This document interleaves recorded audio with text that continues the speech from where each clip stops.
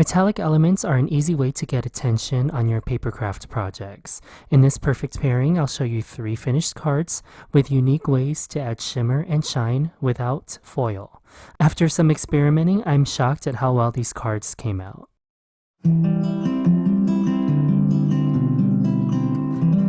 For my first embellished card, I'm going to grab one of the panels in the watercolor coloring book. This one is one of the black outline images that I will use as my card front.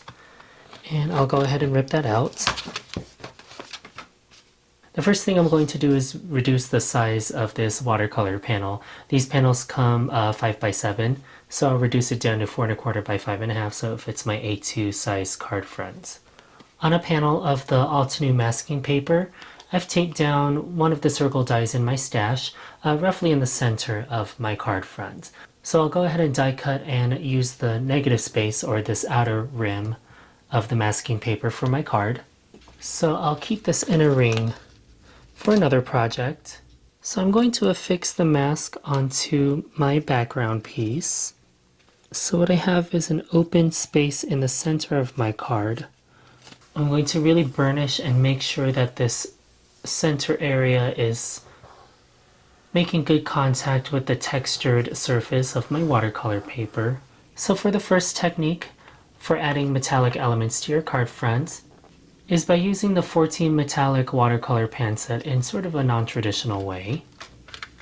For this technique, I'll use one of these sponge type daubers. Now, you could use a watercolor brush, but I kind of like the effect that the sponge dauber gives. I'm going to create a sunset type background here. So I'll start with citrine and work my way to garnet. So citrine, copper, and then garnet. And I'll start with my lightest color first here. So again, that's citrine. I will apply a generous amount of water there to my pan. And then using an acrylic block, I'll sort of use my sponge dauber as my brush to pick up the suspended metallic watercolor and help distribute it by pouncing it onto my acrylic block. So you can see here that I've got a little bit just to help me saturate my sponge. Then starting from the top and working my way down, I'll pounce my ink blending tool to apply the metallic color, and I'm going to diffuse the concentration as I move down, and that's my first layer. I'll quickly move on to copper and do the same thing.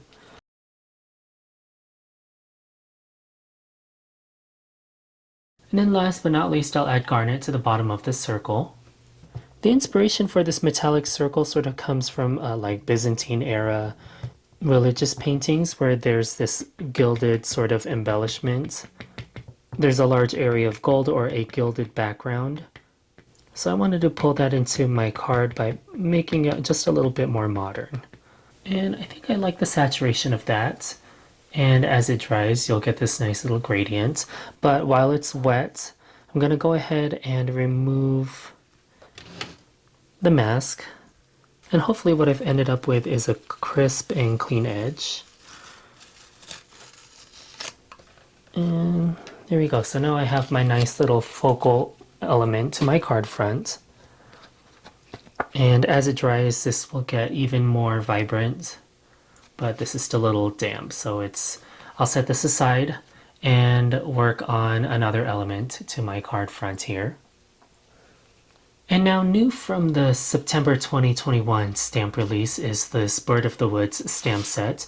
I also have the coordinating dies for my project. And off camera on a panel of 4 1/4 by 5 1/2 white cardstock, I stamped the main bird image outline. I added the beak and this stamp, so both of these layers to this bird image using warm gray crisp ink. And then I stamped both branch outline images and used just this detail shadow die and stamped that in Morning Frost from the same warm gray family of inks. I'll use the coordinating dies to cut out these 3 images. Once my watercolor panel is dry, you can see the wonderful and brilliant sheen from the all-to-new metallic watercolor pan sets. And I already adhered it down to my note card base, my folded note card base. I'll plan the placement of my branches, and then also the die cut bird. And then as for the sentiment, I'll just keep it really simple, and I'll stamp the high within the circle here, just maybe about there. And I'll use the all-to-new Obsidian Pigment Ink, and that's the black version.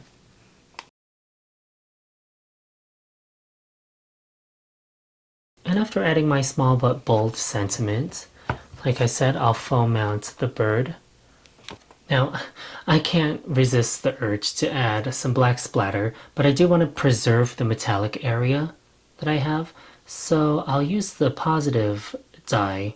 This is the mask, but I haven't released any of the release paper or anything, so I'll just use this side just so I can keep it for another project still.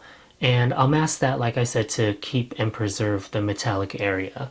So I'll add my splatter using jet black ink spray.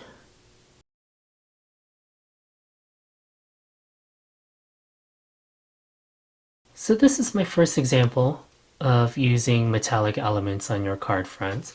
So this is just a nice, simple, and understated way to add a really nice shiny focal area without, sort of distracting from the main foreground elements, such as the bird and the branches, but then you get the nice supporting foliage from the flowers as well. For my next example, I'm going to use the all-to-new poured acrylic 6x6 paper pack as a starting point. Now, I've already selected this panel here, and what I'm going to do is reduce it to 4 1/4 by 5 1/2. And so I'll just use this segment here and cut out the rest. Now that I have my panel cut to 4 1/4 by 5 1/2 inches, I'm going to cut out just this teal area encapsulated by this black outline. And I'll just use my set of crafting scissors to do that. So I don't need this piece. And what I'm going to focus on is this main larger cut piece that I just cut from. I will use a all-to-new artist marker to sort of hide any imperfect cutting I did by running the brush nib along my cut side. To make things easier on myself, I'm going to use the Watercolor Paper Set. That's the A2 size panels. And I'll use this as my heavyweight canvas. So I'm just going to line these two pieces up. And then using a pencil, I'm going to trace the open area that I cut from my pattern paper. So now I have a faint outline of this negative space in here. So I'll set this aside for a moment. Now there are a few things I'm going to grab from my stash here. First thing I'm going to get is the all-to-new embossing paste. And all-to-new just released a set of craft knives, which I don't have. I'll link them below, but this is just what I have from my art supply store. And then I'll grab some sequins. This is all-to-new's satin white, as well as others from my crafty stash. I don't use sequins often, and if I do, I only use like 3 at a time on a card front. So I have some other clear and gemstone type sequins. Now heavy-handedly, I'm going to scoop out my embossing paste and apply a generous amount and a very textured amount to the outline, to the pencil outline that I just made. So I don't mind that it sort of leaves and isn't exactly along the line, but I do want the embossing paste to go for the entire span of the line. So very textured element already on my card front. And like I said, I want this to be pretty jagged. So I'm being pretty deliberate and heavy-handed with my embossing paste on my watercolor paper here, or any sort of thick heavyweight cardstock that you might have in your stash. And with my clean knife and my sequins, And while this embossing paste is still wet, I'll apply a generous amount of the satin white sequins first, and then use the flat side of the knife to press the sequins into the embossing paste. Then I'm going to move on to another layer. I won't use these ones yet. I'll use these to fill in the smaller areas. I've got these flat crystals that I don't use as often as I would like, but I would like to use them to fill up my stash. So again, just pressing these crystals into the embossing paste. And then just as a final step, I will apply these smaller transparent sequins.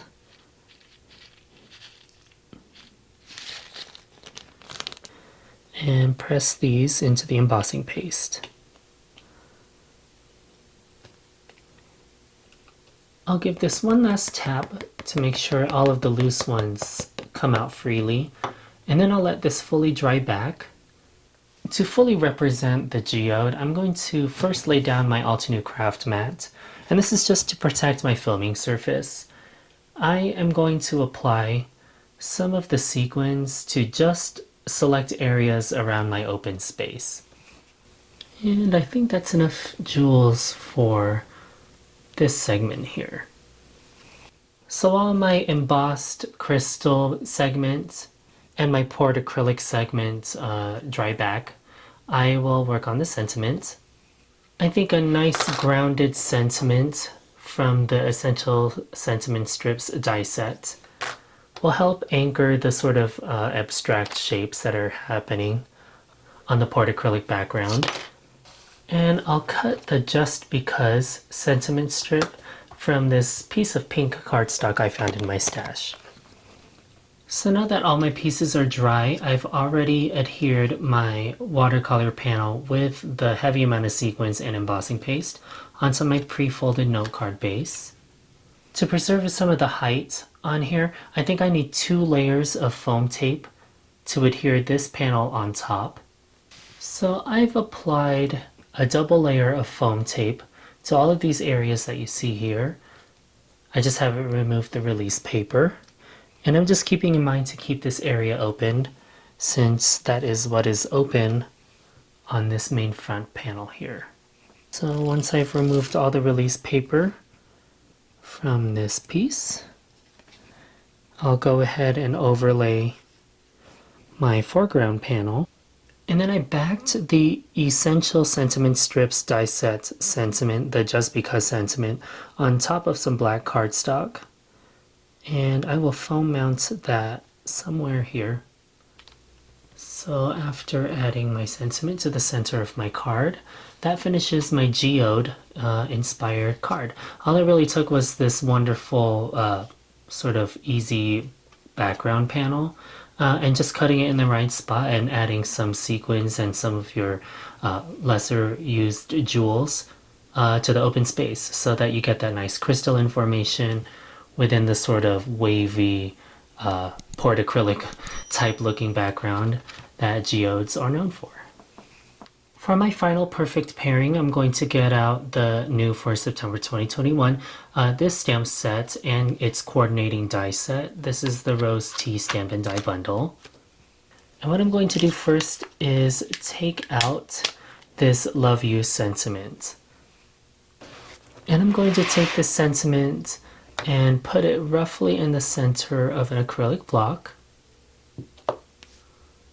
I'm going to pull out the Altenew silicone stamping mat again to protect my filming surface, and also as a heat resistant surface. Because I'm going to be using the Altenew wax seals, I've already pulled out the garnet candle, and I have my spoon and my candle off to the side. I just don't want the flame going into my camera and heating up my camera. So what I like to do with these is not burn them. Instead, what I do is I cut as much as I need, and I'm going to use quite a lot of this, and you'll see why in a moment. Sometimes I find if I score it, I can break it. Now there are a few things I want to get ready. Oh, before I do anything with this stamp, I'm going to take like my embossing ink and just lightly wipe and then wipe off the embossing ink just so I have a dull surface to work on. And then off to the side here, I'm going to melt my bundle of wax. And I'm going to make sure to pull out the wick that I couldn't get out. So this is a lot more wax than you would normally use for a wax seal. But there is a reason for this because I'm going to use, what I'm hoping is that what I have in my spoon here is going to be enough to sort of cover around the stamp.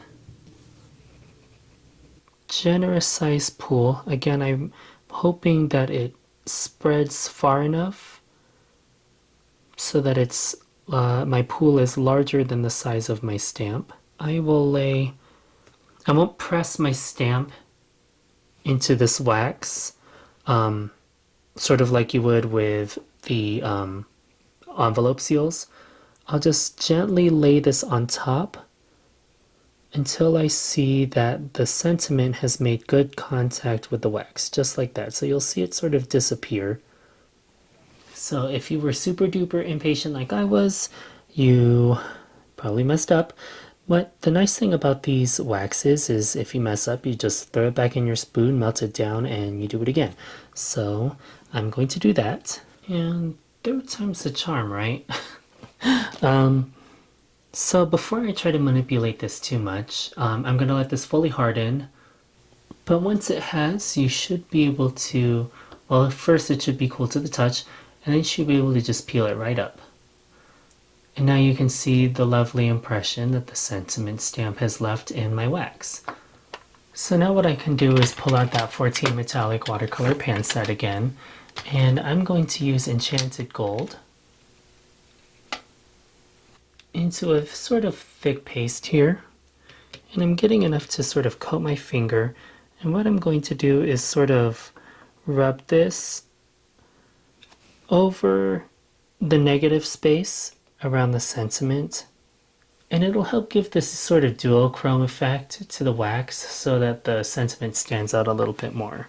So I'm going to set this aside and focus on some other elements to my card front. So I did this next step off camera. I took this image and this leaf image from the Rose Tea stamp set, and I'll use the coordinating die to cut out images that I loosely watercolored using the Autumn Festival watercolor brush markers set.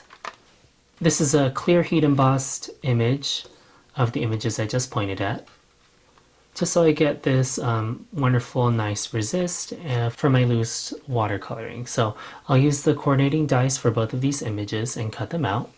This loose watercoloring and the gilded sentiment sort of reminds me of those like deckled papers or those handmade papers with a sort of frayed edge. So I thought the mix and match frames die set, and I'm looking specifically at this pink one here.